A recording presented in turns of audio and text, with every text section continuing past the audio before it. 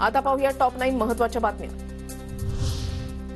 माझ्याकडे सरकारच्या काही विभागातील भ्रष्टाचार गैरव्यवहाराच्या फाईल्स, त्यांच्यापैकी एक फाईलचं पान उलटणार, रोहित पवारांचा ट्विट करत इशारा।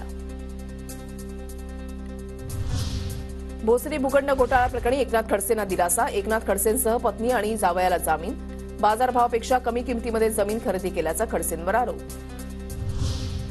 सरकार राष्ट्रीय स्वयंसेवक संघाच्या सुरक्षा खर्चाची माहिती देऊ शकेल का? मुंबई उच्च न्यायालयाच्या नागपूर खंडपीठाची सरकारला मौखिक विचारणा, आरटीआयमधून माहिती न दिल्यानं 18 एप्रिलला उत्तर सादर करण्याचे आदेश।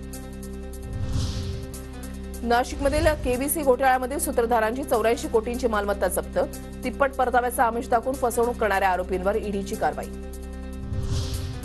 नागपुरात लोकसभा निवडणुकीची रणधुमाळी जोरात, वर्ध्याचे भाजप उमेदवार खासदार रामदास तडसांच्या प्रचाराच्या नियोजनासाठी वॉर रूम सज्ज। नाशिकमध्ये सिटी लिंक बस कर्मचाऱ्यांचा 8 दिवसांपासून संप सुरूच, कर्मचाऱ्यांच्या संपामुळे विद्यार्थ्यांसह नागरिकांचे हाल। पुन्हा एकदा सोन्याच्या किमतीनं गाठला विक्रमी उच्चांक, सराफा बाजारामध्ये 10 ग्रॅम सोन्याचा भाव 69,300 रुपयांवर लवकरच 70,000चा आकडा गाठणार असल्याचं मार्केट विश्लेषकांचं म्हणणं। 31 मार्चला रविवार असला तरी सर्व बँका आणि आयकर विभागाची सर्व कार्यालय सुरू राहणार, भारतीय रिझर्व्ह बँकेकडून व्यावसायिक बँकांसाठी अधिसूचना जारी। 7 दिवसांमध्ये कांद्याच्या दरामध्ये 400 रुपयांची घसरण, शेतकरी हतबल, नाशिकमध्ये 1,175 रुपये प्रति क्विंटल दरानं कांद्याची विक्री।